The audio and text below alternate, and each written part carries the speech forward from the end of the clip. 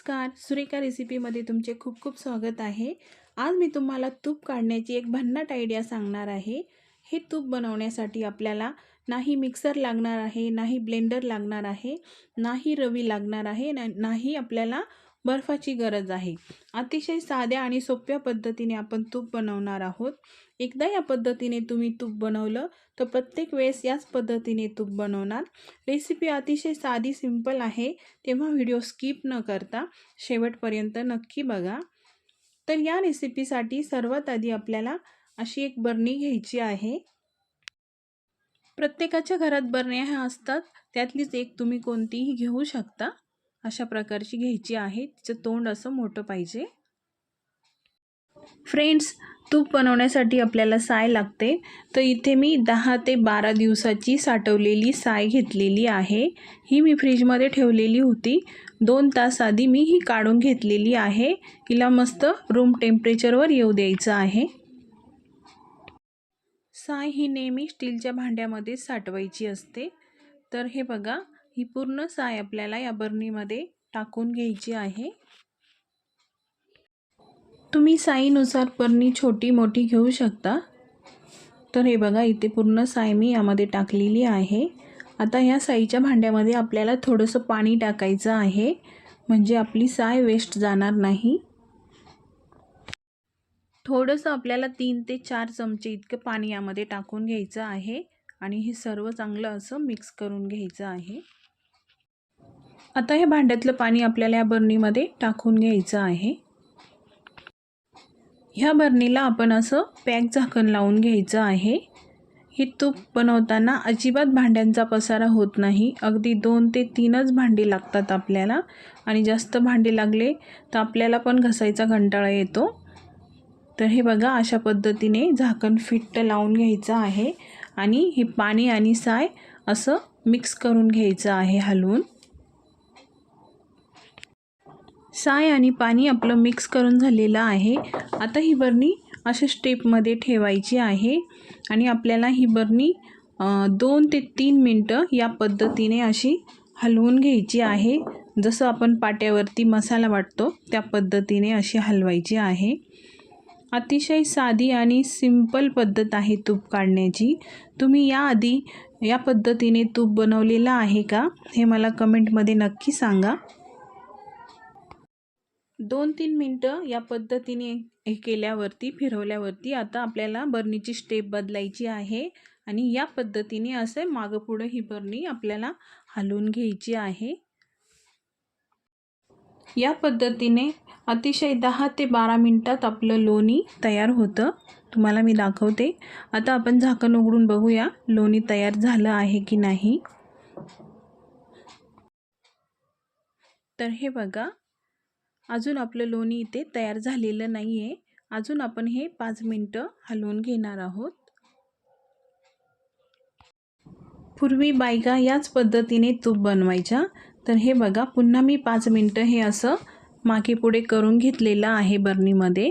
आता आपण बघूया झालंय का नाही लोणी ते। झाकण काढून घेऊया। तर इथे बघू शकता आपलं लोणी इथे मस्त तयार झालेलं आहे। ना मिक्सर, ना ब्लेंडर, ना रवी, ना बर्फ, अगदी साध्या सोप्या पद्धतीने आपलं पिवळसर हे लोणी तयार झालेलं आहे।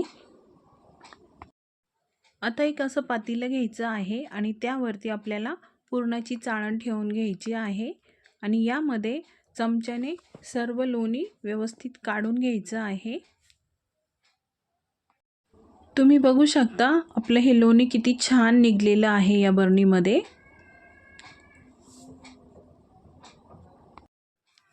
असे चाळणीने चाळून घेतले की लोणी आपले वाया जात नाही। तुम्ही जेव्हा पण तूप बनवणार तेव्हा असे चाळणीने चाळून नक्की घ्या। आता मी हे सर्व या चाळणीमध्ये ओतलेलं आहे। आता हे चमच्याने आपण हे असं करून घ्यायचं आहे, म्हणजे यामधलं पाणी सगळं निथळून जाईल चाळणीमधून।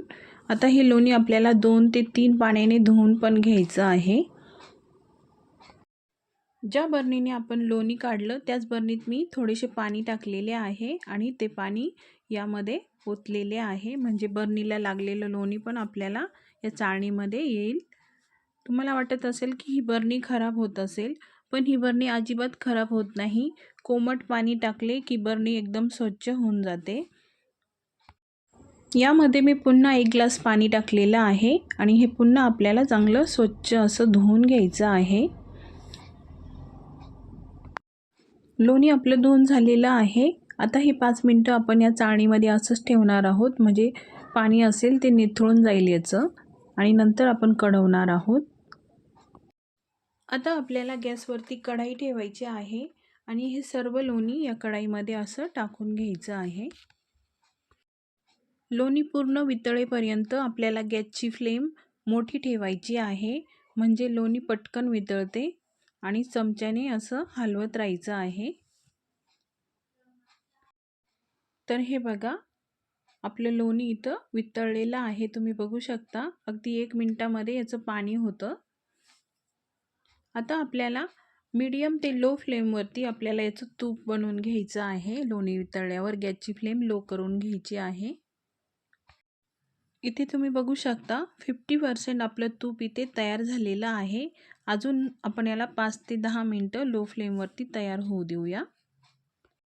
आता या स्टेपला आपल्याला इथे 4 ते 5 मोठे असे जाड मिठाचे खडे यामध्ये टाकायचे आहे. हे मीठ टाकल्यामुळे हे तूप जे आहे ते रवेदार होतं आणि खाताना टेस्टी पण लागतं. मिक्स करून घ्यायचं आहे. आता यामध्ये मी इथे 4 ते 5 तुळशीची पानं घेतलेली आहे. ही पण आपल्याला यामध्ये टाकायची आहे. ही तुळशीची पानं टाकल्यामुळे तूप आपलं शुद्ध आणि सुगंधित तर होतं, पण आपलं तूप तयार झालं की नाही हे पण या पानावरनं कळतं. जेव्हा तूप तयार होतं तर ही पानं एकदम कुरकुरीत होतात. जसे आपण भाजीमध्ये कढीपत्ता टाकतो, कुरकुरीत होतो, त्याप्रमाणे हे पानं असे कुरकुरीत होतात. तेव्हा समजायचं की आपलं तूप रेडी झालेलं आहे. तर इथे 10 मिनिटांमध्ये आपलं हे तूप तयार झालेलं आहे. तुम्हाला मी दाखवते. बेरीचा रंग आधी पांढरा होता, आता ब्राऊन रंग झालेला आहे बेरीचा. इथे बघू शकता तुम्ही. आपलं हे तूप तयार झालेलं आहे. आता आपण गॅस बंद करणार आहोत. आता आपल्याला तूप थंड होऊ द्यायचं आहे. एक वाटी घ्यायची अशी स्टीलची, त्यामध्ये अशी चाळणी ठेवायची आहे. चाळणीतून हे तूप आपल्याला असं मस्त चाळून घ्यायचं आहे. तूप हे नेहमी चाळूनच ठेवायचं, म्हणजे जास्त दिवस हे तूप टिकते. तर तुम्ही बघू शकता, इथे बेरीसुद्धा आपली जास्त निघलेली नाही आहे. एकदम छोटीशी बेरी निघलेली आहे. या बेरीचा पण आपल्याला पुढे यूज करायचा आहे, फेकून द्यायची नाही. तर फ्रेंड्स, तुम्ही बघू शकता, इथे आपण घरी बनवलेलं शुद्ध पिवळसर धम्मक साजूक तूप इथे आपलं तयार झालेलं आहे. किती छान झालेलं आहे, तुम्ही इथे बघू शकता रंग पण याचा. आता हे तूप आपण थंड होऊ देऊ. थंड झालं की बरणीत भरून ठेवणार आहोत.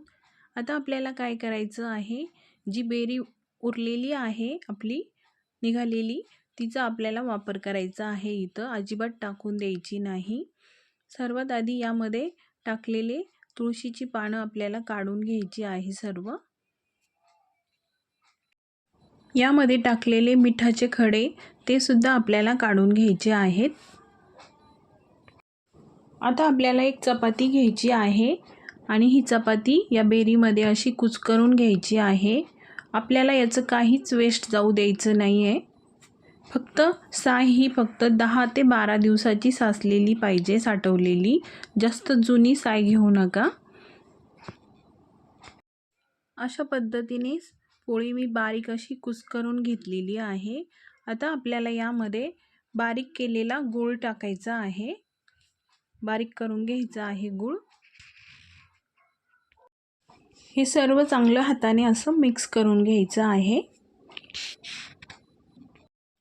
हे मिश्रण चांगलं इथे मिक्स करून झालेलं आहे.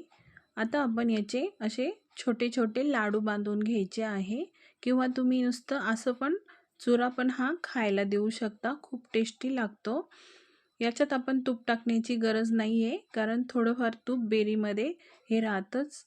हे बघा, अशा पद्धतीने आपण हे लाडू बनवून घ्यायचे आहे. मुलांना खूप आवडतात अशा पद्धतीने. माझ्या मुलांना बेरी खायला खूप आवडते, त्यामुळे मी बेरी वाया जाऊ देत नाही, त्यांना असंच लाडू वगैरे बनवून खायला देत असते. तर इथे बघू शकता आपली बेरीपासून आपण लाडू पण तयार केलेले आहे आणि आपलं घरगुती इथे तूप पण तयार झालेलं आहे. तर फ्रेंड्स, आजची ही तूप बनवण्याची आयडिया तुम्हाला कशी वाटली? याआधी तुम्ही या पद्धतीने कधी तूप बनवलेलं आहे का? रेसिपी आवडली तर लाईक आणि शेअर नक्की करा. ज्यांनी चॅनलला सबस्क्राईब केलेलं नाही त्यांनी सबस्क्राईब करा. पुन्हा भेटू पुढच्या रेसिपीमध्ये. तोपर्यंत मस्त खा आणि मस्त रहा.